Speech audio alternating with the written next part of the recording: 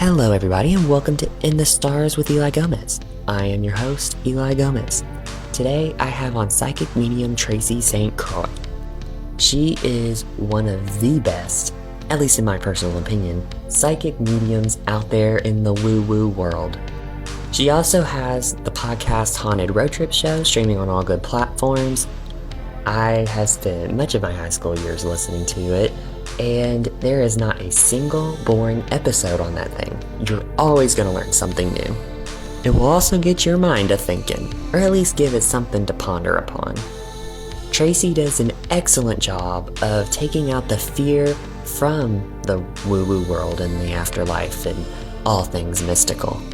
And that's a good thing, because a lot of people develop a sort of fear around it, and she kind of shows you, as you converse with her, as you interact with her content, that there really isn't anything to fear. In fact, it can be comforting, validating, and evidential just as much as the physical world. Everything through spirit is love, and that is something that we talk about in this episode. And so sit back, relax. I know it's been a crazy week. I know it's been a crazy month. I know it has been a crazy decade so far. Take this hour to listen to this conversation and maybe even learn a little something. So now, here is Tracy St. Croi.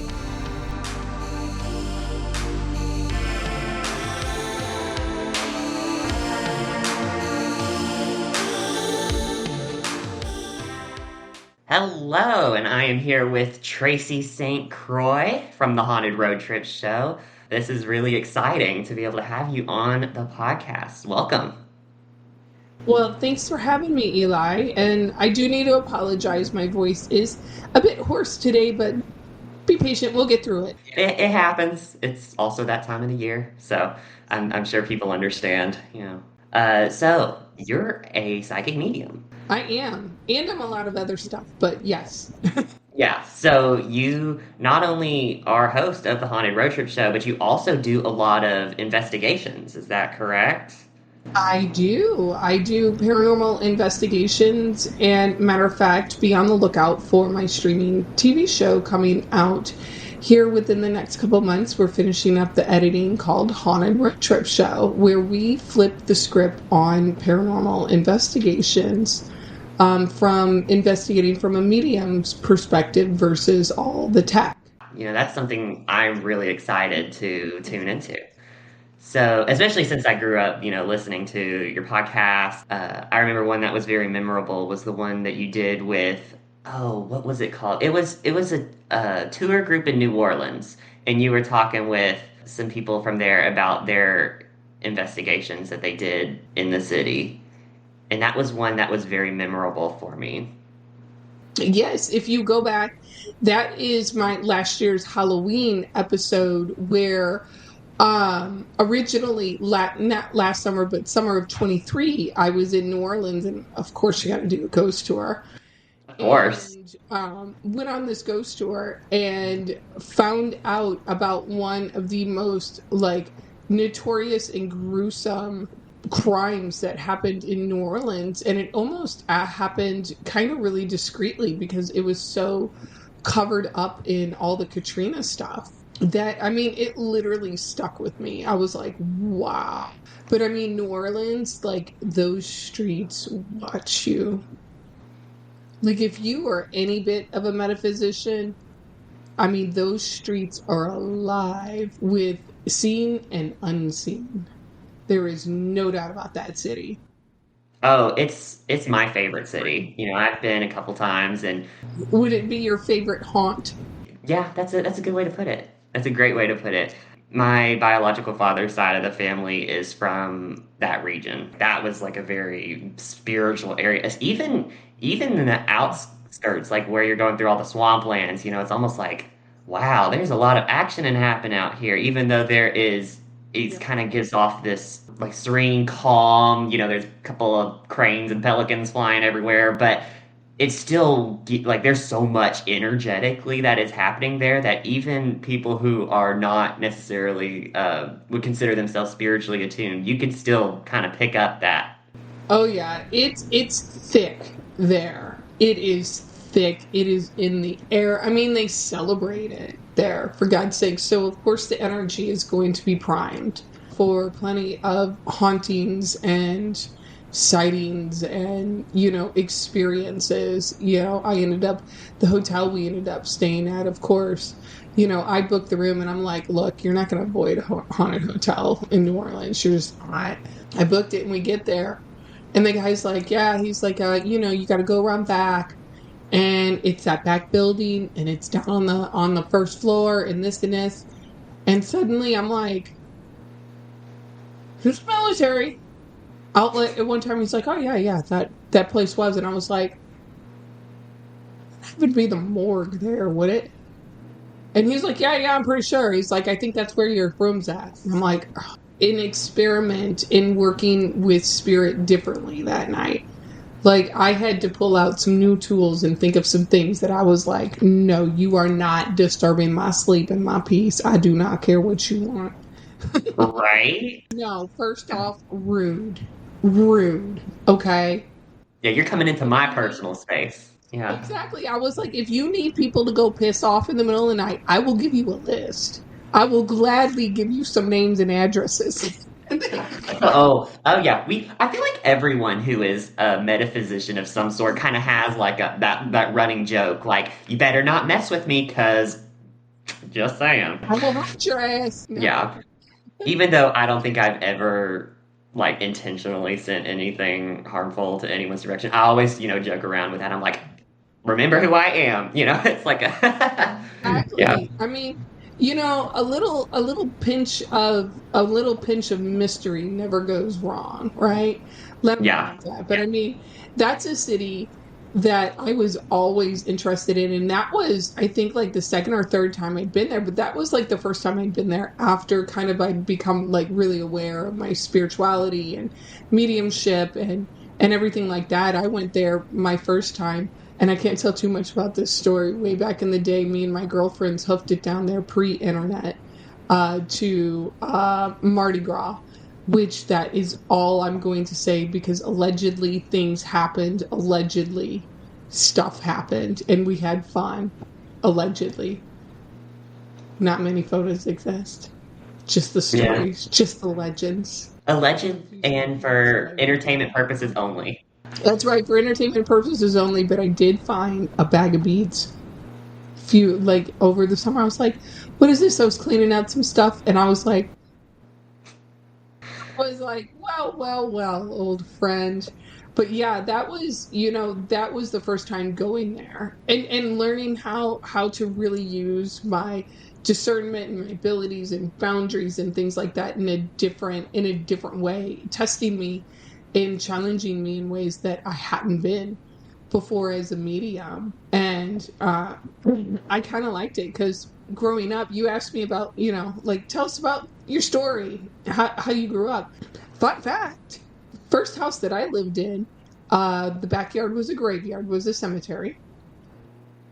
And across the street was another massive cemetery. And when I mean massive, I mean one of the biggest in the cities.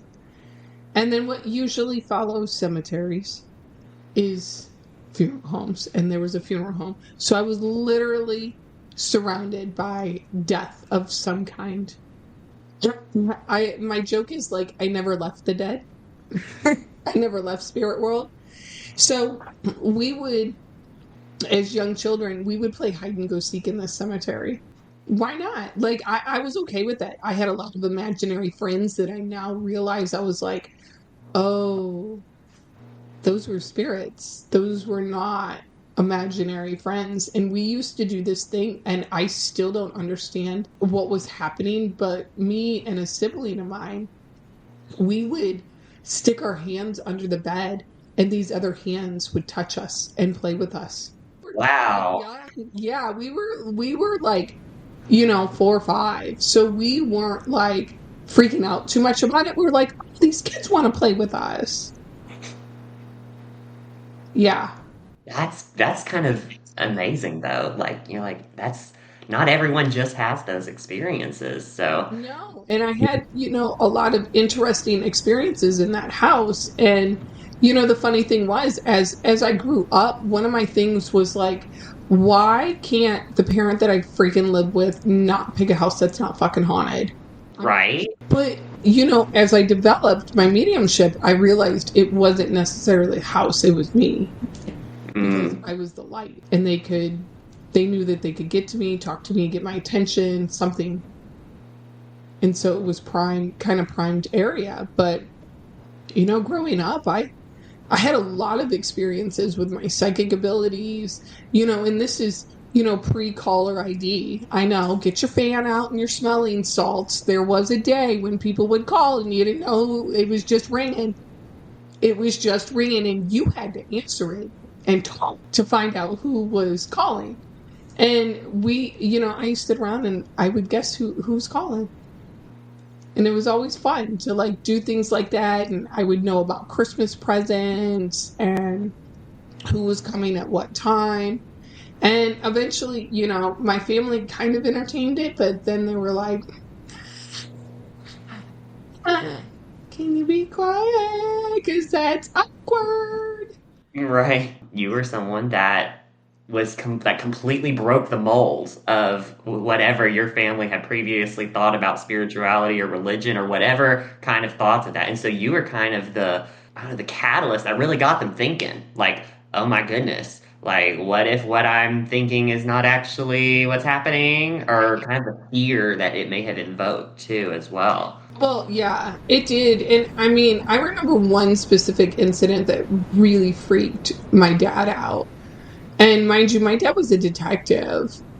And I remember we were young, so we were only like maybe 4 or 5, and he was stumbling trying to tell us about a great grandmother that had passed. And I remember interrupting him and being like, no, I know grandma is in heaven, and she told me. And that's what you're like trying to tell us. And I just remember his face going like, because what is this 30-something-year-old man looking at a little girl who already knows what he's going to say, and she's very nonchalant about it. And matter of fact, she's like, can we go to McDonald's because they got a new toy in the Happy Meal? Can we hit the road? Like, no biggie to me. Let's go. I'll talk to her later. But like, I was always very comfortable with occult and things that were unseen. And of course, as I grew up and some really tragic events happened. I had a loss of a parent at 10, and then had to move into, like I say, I had 2 childhoods. One, the first half, it was chaotic and disorderly, but I had a lot of grounding and understanding. And the second half of it was like, 1990s feral, drinking out of a hose, latchkey kid, unwatched, severely traumatized, playing in the fucking woods. Like, it was a totally different scene, but I still had my abilities. I would still have very vivid dreams. I knew a lot. I just didn't know.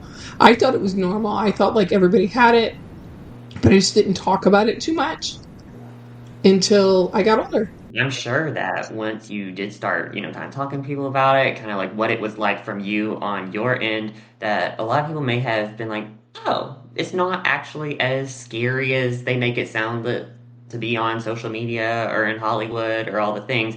It's actually a great tool for healing, or it can be great for trying to even just learn more about new places that you've never been to before. And so it can do a lot of good for a lot of people. Yeah, and I mean, what I say is like, I love Hollywood, I mean, great storytellers, all that kind of stuff. And, social media, social media is meant to get you to watch the video. So, of course, they're going to say or do anything to get you to watch that video, to like it, to whatever, to watch another video. That's their purpose. That's their job of that video. But in reality, there's some scary stuff out there. There's no doubt about that. There's some spooky, scary spaces. But I don't think it's as dramatized as some would make it, because you have to look at everything through a lens of, why are they doing that? What is their motive? What, are they wanting to scare you? Are they wanting you to do something about it? Or, So you got to look at it a little bit through that lens, and that's a lot of what I learned during my developing as I started to develop my mediumship and my psychic abilities, and I didn't really start to embrace those until my early 30s. And really, I was kind of like voluntold. Like, I got sober, and those gifts just came. Like, I could not stop the information from spirit, psychically, mediumistically, from coming in. And that was really scary. It was adrenaline based, and I'm really glad that I found a fantastic mentor who I call my bonus mom now. I was like, she didn't know she's going to get a bonus daughter showing up in tears on her doorstep, wondering what happened. And she took me under her wing, and I started to learn tarot and everything else from there. Tarot was my gateway drug. And then off I went to Arthur Findlay College of Psychic Sciences. Which is a real place, by the way. It's a real Hogwarts, okay? Real, like haunted castle, north of London. You learn there, you eat there, you play there. Comes complete with a graveyard and everything. And that was part of my deal that I made with spirit, because I kept trying to be normal. I kept trying to negotiate. Like, if you just get me a solid job and I want to go back to school, I'll do this thing on the side, right? I'll do these readings on the side on the weekends, right? And Spirit was like, oh yeah, that's real cute. Look at her. She even color coded this and everything. Like, like A for effort on that one. And they were like, no. And so finally I was like, all right, if you want me to do this, I will only study with the cream of the crop. I will only study with the best and the best in the world as far as integrity, as far as ethics, as far as really understanding the art and the science behind all of this. And you get me there and you pay me this, and I will work my ass off for you. And let me tell you what, it has always shown up. The money, the time, the effort, everything has always shown up for me to be able to study with the cream of the crop. Yeah. And that's kind of how the universe works when you're on a pathway and you're trying to go for your calling and hone it, and it's those kinds of things just kind of happen. I know that's how astrology was for me. Unlike a lot of people, my gateway drug was actually an I Love Lucy episode about numerology. Stop it. Yeah, that was my gateway. I remember I was watching. I got from Big Lots. I got the season 1 box set of I Love Lucy, and I was watching it one day, and one of the episodes was about numerology, and Lucy and Ethel were just talking about making fun, and everyone was like, "Oh, this is just a load of crap," and then they're like, no, it isn't." And so it was real cute, and I knew that even though it was for fun, that had to have been a real thing. Like, for them to be talking about this, like this, no one just makes this up. And so I, kind of did a rabbit hole dive, because I was always drawn to numbers as a kid. It wasn't even for math reasons. I just loved the way that numbers felt, the auras from each of the numbers. I didn't know how to explain it at the time. But now that I've gotten a little older, and I have kind of had more experiences in the spiritual realm, I now know that it was definitely, like, I was drawn to them for a reason. Same thing with birth times. Like, I would just randomly ask people, "Oh, what time were you born?" And I didn't have any reason to do that. But now that I realize I'm an astrologer now, and I'm working with numbers all day, and I'm working with people's birth times, I'm like, that was really funny, because now I have people's birth times from all my family, and when I was learning, I didn't even have to go ask them anything. And so it's really kind of amazing how the universe just works like that, and you just it kind of forces you in a way to hone your skills that you have come into the world with. It does. It really forced me to start to use my 26-degree Virgo North Node in the 11th house of negotiation and leading into skills of building an audience. Whereas I did not want to be seen. So, when I look at my chart now and I'm like, oh, Scorpio rising with Uranus, Mars, and Venus in the first house, and a 5th house Pisces moon, 14 degrees. Yeah.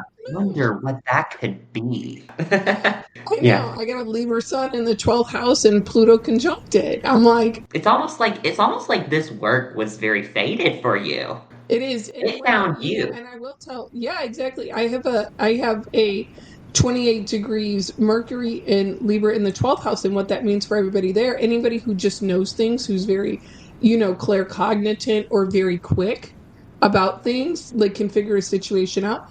That's why claircognizant was one of my most dominant skills growing up because I just knew shit. And I was like, and I still do to this day, where I'm like, I don't have any proof. I'm going to wait for some proof. But, I have also trained my ears, is what I tell people is psychic gifts aren't just about like, I'm having a vision. No, it's also about that keen sense of hearing, and hearing it maybe differently in your ear or maybe hearing it differently in your head. Maybe it's you're speaking different. Because clairaudient is also attached to voice and speaking your truth. So there's a lot that kind of the general public isn't really educated on, and that's kind of what I'm out there to do, is to like educate people on like, why do you think a place is haunted and how it's haunted and what about mediumship, and and I have so many clients book with me that are like, I can't tell anybody in my family I'm booking with you because they all think that this is just woo-woo craziness and we're all going to hell. And I'm like, well, I lived in hell growing up, so it's okay. Like, I'm not afraid of that. Yeah. And, like your family members are in a very loving and kind position, and they're gathering to be able to communicate with you today. And that's what they want to do. And it becomes a very beautiful gift when it's done properly. And I've seen a lot of just absolute rating. Are we on here, Eli? Are we PG-13? Are we R? What are we? You can swear however much you want. It's great because I was raised by pirates and sailors. Love Now, swearing is my favorite second language. Yes, I speak 2 languages. I swear. Yes, one of them is English and the other one is swear English. So, yeah. There. There's just so much bullshit out there on, social media. And so I could talk about one of the biggest bullshit fears that I see is about, your loved one is trapped. I knew you were going to say that one. Are you fucking kidding me? Yeah. Like, I understand why people would believe it. Right. I can understand that they would buy into that fear of it. But I'm here to tell you, like, I've channeled thousands and thousands and thousands of people, and none of them have told me that they are trapped and need some kind of help, or they're in some kind of purgatory or whatever like that. I have never had that happen. Now, are there spirits who choose to remain earthbound for some other reason? Yeah, but that's free will. Yeah, free will doesn't just go poof once you go to the spirit world. That's something that's kind of been made up along the lines, to kind of control people or to cause fear. But at least in my experience, because even though I am an astrologer, I also have had very metaphysical experiences with loved ones who have passed over as well. It's actually not as fear-based as Hollywood, like we were talking about earlier, as what they make it out to be. Or it's not even really as dramatic. It's really just imagine this world, but it's more advanced. It is. Pisces moon and all. I dream big. And when I have had dreams about being over in the spirit world, talking with a loved one or talking with something, the best way that I can describe it to people is if everything, all the colors are brighter, they're more tangible. It's like sparkly over there. Like, to me, everything sparkles and shimmers. It's a place of peace and a place of joy all at once. It's a place of learning and it's a place of growing. It's earth adjacent, I would say. But I have never had anybody, come to me to be like, oh, you need to say this certain incantation or this prayer, or you need to get my loved one to forgive me for this, or that, or I can't cross over. No. It's, and it goes back to everybody. Remember what somebody's motives are. Remember what their motives are. Are their motives to get you to buy something? To do something? To keep coming back? Ask what their motives are. And I would also ask too, like, what's inside of you that needs to heal with this relationship that you think this person can heal? Yeah. So yeah, that you need to maybe work on yourself. And it's, that's one of the biggest myths out there. And I've seen some pretty, large creators out there on TikTok that I'm like, it's just bullshit. And, I've seen, it's another one that really gets on my nerves. It's probably the fact of, oh yeah, you can't get signs unless you're a medium. Okay, I'm here to tell you that's another hoo-ha. No. Look, not everybody's meant to be a psychic medium. That's fine. I need engineers. I need chefs. I need people who work on cars. Okay? But everybody can tune into getting a sign from their loved one. Everybody can. When your loved one's crossed over, I tell people it's just like learning a new way to communicate and to relate to them differently. You might have to pay a whole lot more attention at first to get them. So maybe they might create, send you something in a song. Maybe they might send an animal. Maybe they might send a set of numbers to you.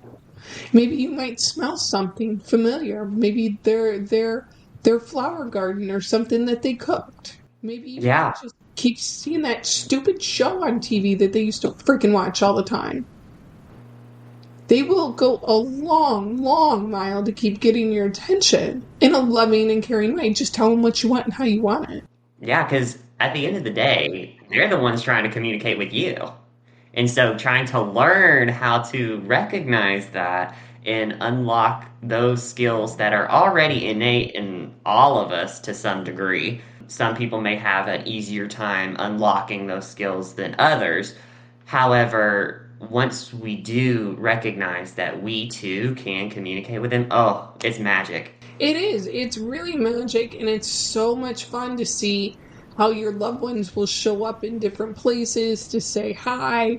Like when you travel or a big event is happening or a life event is happening. It's fun. Our loved ones are there. It's just in a different realm. And yeah, no, I get it. Nothing compares to having them there, healthy, wealthy, and physically there. Like, I get that. But you got to work with what we got. Yeah. And that's what we got. And you got to look at it too. Your loved ones now, they don't need to eat. They don't have to drink. They don't have to have medications. They don't have to work. They don't have to sleep. They got a lot of time on their hands to help you. So, I would suggest looking at what could you ask your loved ones to help you with? Yeah. If your loved one was really good at finding jobs or finding sales or finding good people to talk to, have them help you find that. I had a grandma really good at sales, great at sales. She always helps me find the best coupons and the sales and everything. Have fun with it, y'all. Yeah, that is true, I always tell people, dead people are my best friends. Because, think about it, they're there when you need them. They're always there at all of the events that you are taking a part of. They never will let you down. Ever. They may not deliver it in the very specific box tied up with a pretty bow that you may want it to. But they'll offer you something that is the gift that you didn't know you needed at the moment. There you go. And that's exactly right. It's like, hey, play with it. Have fun with it. It can be a lot of joy, especially in times when maybe you're missing them or something. And that's okay. That's a part of grief too.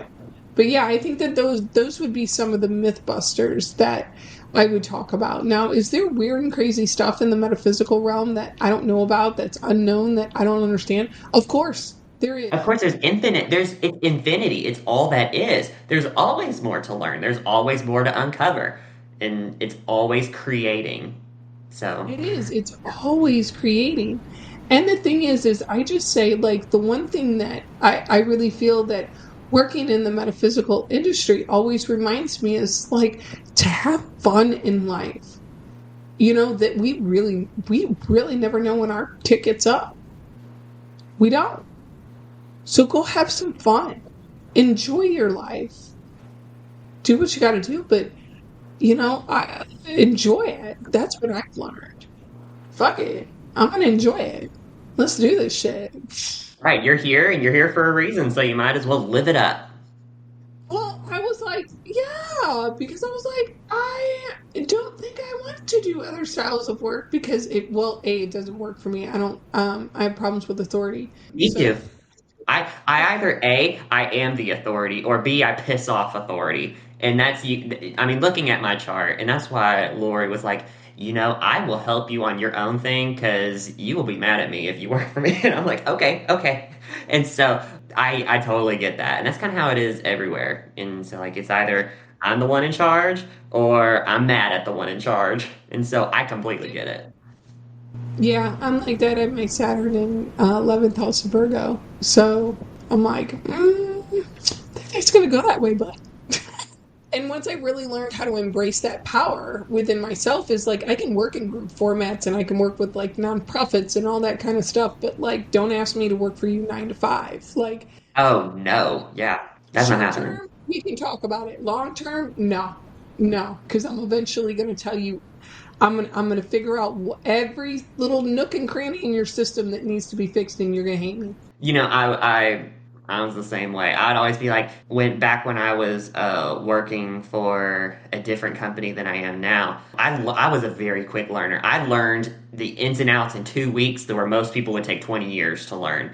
And part of it was just because I just kind of had an intuitive understanding of how the retail business itself worked. And so I would be like, this is problematic, this is problematic, we need to change this, we need to change this. And as an associate, the district manager didn't like that. And so she would retaliate and be like, she would ignore me, she would do all the things because let's just be honest, I was doing her job. And so she was like, I'm the one that's supposed to do that. And I'm like, well, it's not getting done, is it? So, that's kind of how I felt. And I know that sounds pretentious and cocky, but look, at the end of the day, things got to get done and things need to be where they need to be. And so sometimes, yes, things fall short, and giving grace, at times is important. But when it comes to if that is just how the system is like created, that's when we really need to get down and dirty and try and make the system actually produce good results instead of just kind of kicking the can down the road until we have to pick it up and kick it again. So I totally get you on the authority thing. Yeah, and that's why I really, and I tell people too, know your own self. And sometimes that takes quite a while to figure out. So if you're young, and when I mean young, if you're, in your late teens and going into your 20s and things like that, like, I will give you this grace. Like, you don't know shit and you're not supposed to know shit. You're just not. What you know right now. And you're going to use the tools and the resources that you have right now to get you to the next point that you're supposed to be. Do not beat yourself up if you do not know what you want to do with the next 45 years of your life. Exactly. I don't even know what I'm going to eat for dinner. Yeah, go easy on yourself is what I'm saying. Like, learn what you need to learn, do what you need to do, but go easy on yourself. Like, this was not on my bingo card when I was a kid, when growing up. Like, this was nowhere near. But you know what? It fits every single thing. The writing was on the wall. I just didn't see it. So, speaking of the writing being on the wall, when you are working with spirit and when you're working with others, whether that be in through a consultation or a mediumship session, how do you usually operate? Like, kind of like what are things that people can expect from you? Like, kind of how to navigate that session, or how do you kind of work with spirit in that? It depends on what they kind of want during the session. So if you're just talking about a typical, like psychic mediumship reading, I have my processes before I start a reading, opening up and taking my time to center myself and things like that. But I usually just sit down and I was just taught, get right to it. All right, here's how I work. I explain to people, here's how I work. Here's expectations of what's going to happen. Here's what's not going to happen. Here's what you're going to leave with. Here's what you won't be leaving with. And here's what I can and can't do for you. And then usually I give them an opportunity to say, do we want to start with this, or that? What do you want to do? And then they get it, and I say, good, be quiet. Now I'm off to the races. Yeah. It's it's pretty simple. I mean, I've got it down to a really good kind of routine now. But it's nothing scary at all. You're not going to be seeing me in some, dark room with a red light lit on me or, something crazy like that. But I usually do, I have a lot of Zoom readings. So no matter where you're at, we can have a call. Yeah. Answering your question more in detail is that I tend to tell people this is more of a conversation. We're going to have a conversation between me, you, and a God of your understanding. Mhm. There's no fear here. That's a good way to put it, because not a lot of people completely understand how spirit works, which is why there's mediums in this world who kind of help be the liaison between, the physical world and the spirit world. And when you are working with a medium, to facilitate a conversation between a loved one who is passed, or loved ones plural, and you yourself in the physical world, it's just like talking, having not I don't want to say intervention, because that makes it sound like it's, not something not positive, but it's really just, hey, you're there in the room, you're in the room, you may not be speaking the same language, but you have a translator there that's helping convey the message. That's really all it is. It's not complicated, it's not super woo woo. It's actually pretty, it's pretty simple, and I think once people kind of understand that, they may be more open to learning about the mediumship realm or the metaphysical world, and they may be more open to having a reading or having conversations with loved ones who have passed over. Yeah. I mean, I tell people all the time, like, when you get really calm and you're writing or you're painting or you're journaling or whatever you're doing, oftentimes you get those nuggets of like aha moments, or whatever it is, these epiphanies or these realizations about, oh, I should really go and apply to this. I should really go and apply to that job. That's all it is. Intuition and mediumship come in when you slow your brain down. Yeah. Yeah, when you stop all the chatter in the mind, and you calm down and you ease into whatever you're doing. Whether it's the dishes, folding the laundry, coloring in a book, petting your cat. It's about calming the brain down and being open to receive that information. That's when it comes in. And that's why psychics and mediums, that's why we need to be very kind of calm and cool and collected during readings, because we can't be all over the place. We're all over the place. Our mind is cluttered.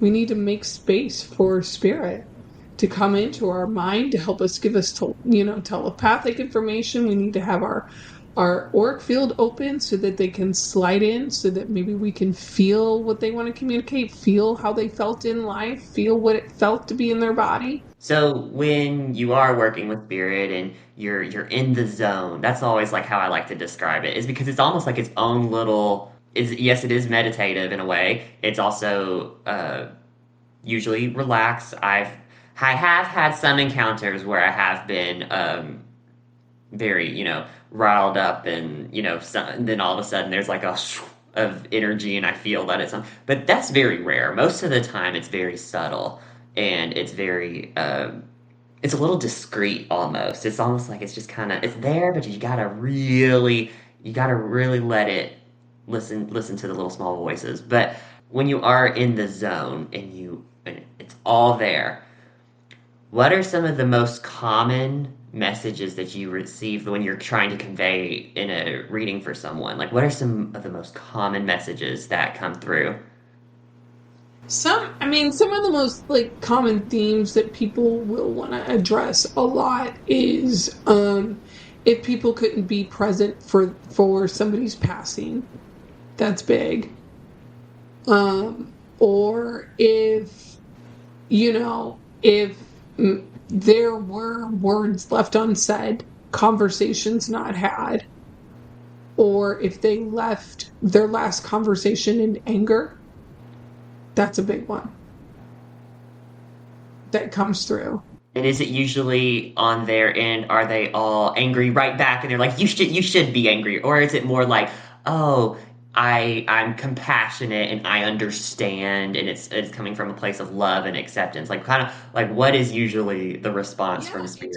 it's coming definitely from a place of love and acceptance. And sometimes deceased, loved ones will tell me like, I wouldn't have been able to die if you were in the room because I wouldn't have wanted to see your heart break that bad. So I waited until you left to go take a shower. And often that's how it is. A lot of times, it's when you do turn your back for a little bit and then that happens. Exactly. And I like to say like I've been channeling for a long time and I've never had spirit like pop in to be like, "All right, I want to start that fight from Thanksgiving in 1999. I need to have some words with you." Like, no, I've never had that happen. Now, have I had funny, friendly banter come through? Yes. But like fighting words? No. No. It's never malicious. No, it's never been malicious or anything like that. It's more been on the lines of like, let's have a conversation because I understand things that I didn't either understand while I was alive, I didn't see, or I denied. So when you have a client or a prospective client, someone who may be on the fence, who may be in fear still, who may be operating from that place, how do you kind of approach that? Like what do you tell someone who is like, "Oh, the only reason I don't want a reading is because I'm scared to see what they have to say, or I'm scared about what might come up." Like kind of like how do you approach that? And I go, that's perfectly valid. And then I tell them like, I've never had anybody start yelling and screaming or shaming and blaming. I've never had that coming through. And I like to say as well, like, you can join my Patreon, watch some videos. You can watch videos on social media with me demonstrating. Listen to me on a ton of podcasts so that maybe you can get more comfortable with what mediumship is and what it actually looks like. And even if it's not me that you don't want a reading from and you're curious about it and you say, "Oh, I found this psychic medium, I want to get to know them," follow them on social media. Get on their newsletter. See how you really connect with them. See how they talk. See how they walk. Get to know them a little bit. You don't have to deep dive right away. Because I tell people all the time, if you're not ready for a mediumship reading, don't go. Because crying in tears is not going to help the energy in the room. Like, I need you to be kind of here with me. I don't need you to be at the funeral. I need you to be here with me. Yeah, that's important because when we do kind of come in with limited mindsets, like whether that's mean our brains being cluttered or we're preoccupied with something else, it does kind of shut down the communication really fast. And I've had, a handful of times where people have come to me where I just take one look at them and I'm like, "You are not ready for this. I want you to call me in 3 months. Let me refund you. We can either refund you or we can reschedule you, but you are not, I need you to go to a therapist or do some other work on this first before you come to me. Because I Yeah. want you to be here and the now." And that's another common misconception too, is that we aren't therapists.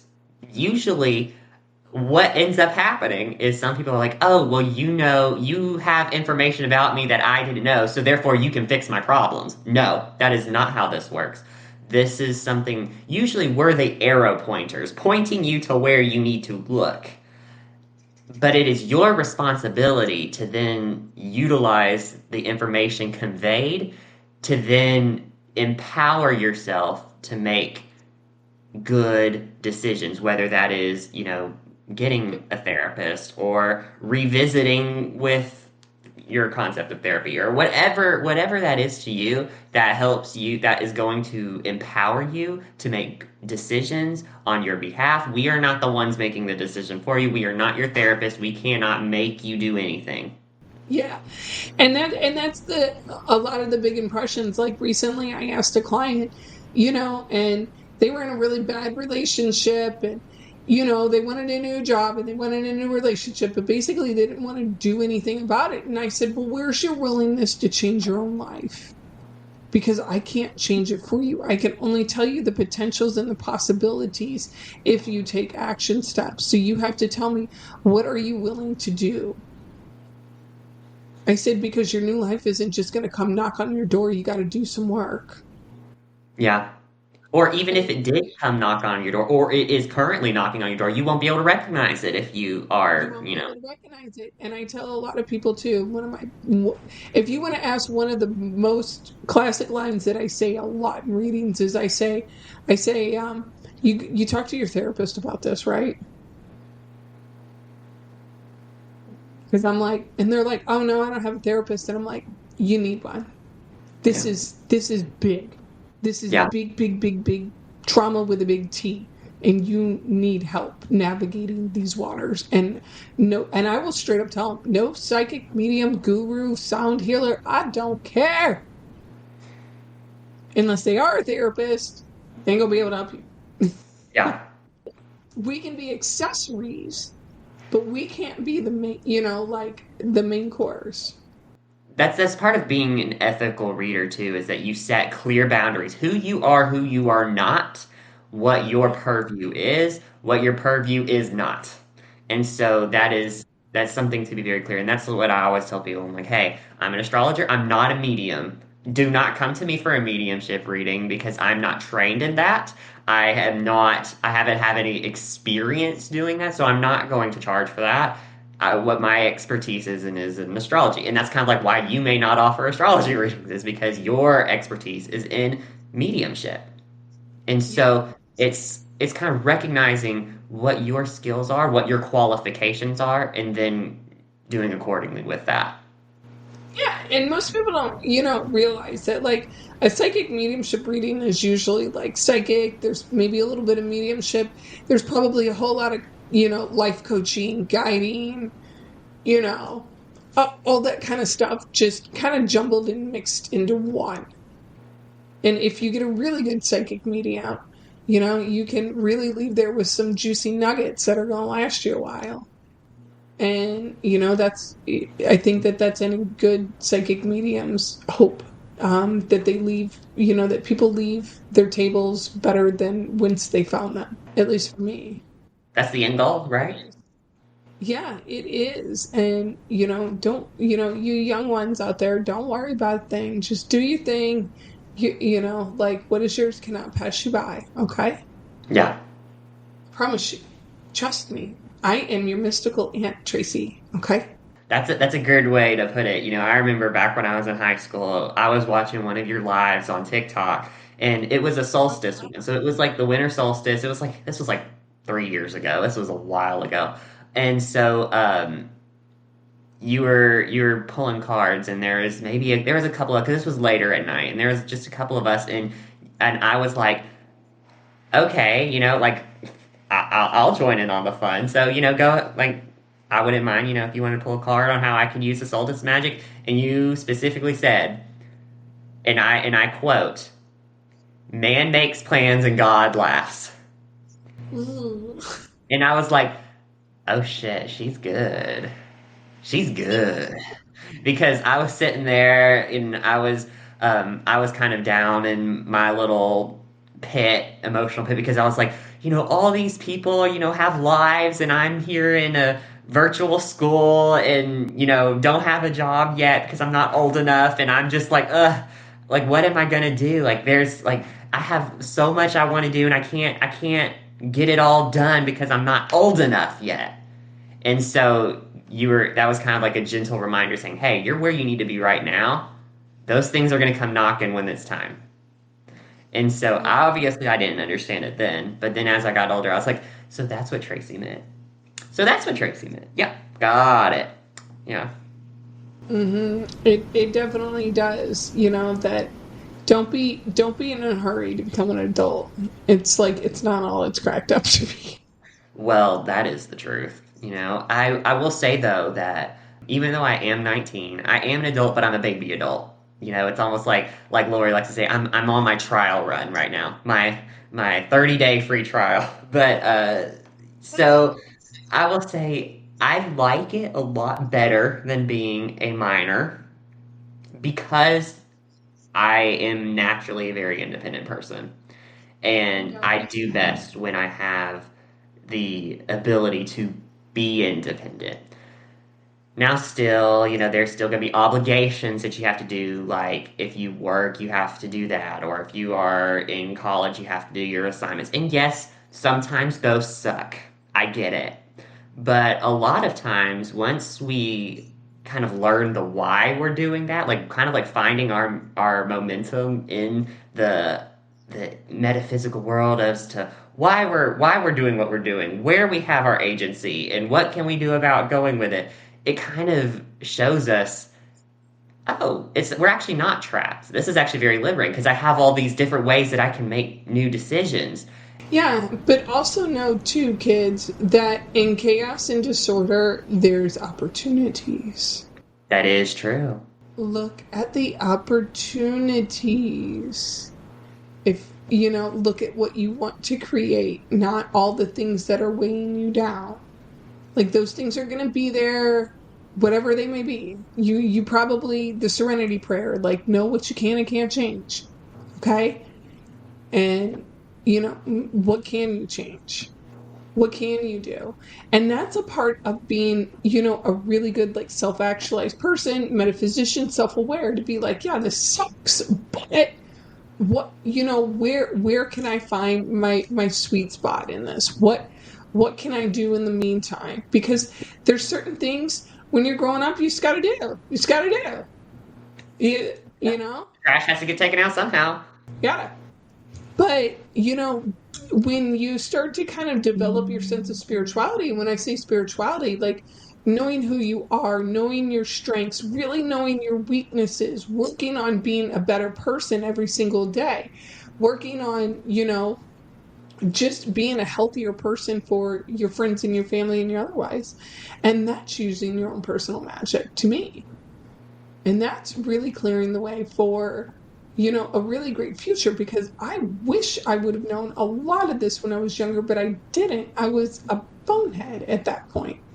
I wasn't, I was not self-actualized in any manner, in any sense of the word, but that's okay, because those experiences came in very, very handy as I got older to be able to help others who were experiencing the same. So nothing goes to waste. I never thought that I could be doing paranormal investigations as a part of my living, or launching a podcast, or let alone a TV show, or anything like that. Like, I never would have given myself permission when I was younger to dream that big. I dreamed that big, but I always dreamed that somebody else was doing it for me, because I didn't believe in myself that I could do it all. But I can, and I've proven that. And yeah. Because of challenging times, guys, sometimes those are what crystallize the biggest life skills that I have. It's like I don't know, it's craziness, but out there on the mean streets of the good old USA right about now. But yeah, kids, well, we have survival tools, and we're gonna thrive, and we're gonna survive. And if you don't think so, then let's just do it fucking in spite of, okay? Because that's how I have lived. Because I have lived because in spite of motherfuckers, I'm like, no, I'm gonna live and I'm gonna thrive. Yeah. I'm gonna spite you. That's the Scorpio rising that I am. Every Scorpio rising that I know is that way. They're gonna be like, "Oh, you told me no? Okay, well, we'll see about that." And you're gonna watch me thrive, and you're gonna sit there and twist yourself into pretzel shapes, trying to turn me into something I'm not. But I'm turning into who I want to be, not who you think I should be. Exactly. Yeah. And through doing all of that, that helped me figure out who I am. And no, you guys know, like, you fall into potholes, you fall down, you scrape your knees. Those are all going to be lessons and experiences that you learn what to do and what not to do. Those are your talismans. And it's just that. And I always say, like, have fun. Have fun along the way. Do what makes you happy and what's going to be, helping you to get to a better point in your life. Thank you so much for joining me and having this conversation. This was really great, and I hope that our listeners got something out of this. Where can people find you if they want to know more about what you're doing and all the things? So Yeah. you can find me on all your preferred social media. And if you want to join my Patreon, it is free. I think it's cool. Come on over there. We're going to do some amazing, fun stuff. But yeah, I'm pretty easy to find on social media. I'm Tracy St. Croi Medium everywhere. And we'll have the links in the show notes. And I'd love to see you, and let me know where you find. Thank you so much for listening to In the Stars with Eli Gomez this week. And also, big thanks for Tracy St. Croi coming on the podcast. And I am also forever grateful for the communities that I have been a part of that have allowed me to introduce all of these really cool and amazing people on the podcast. Thank you so much for listening, and I'll see you tomorrow.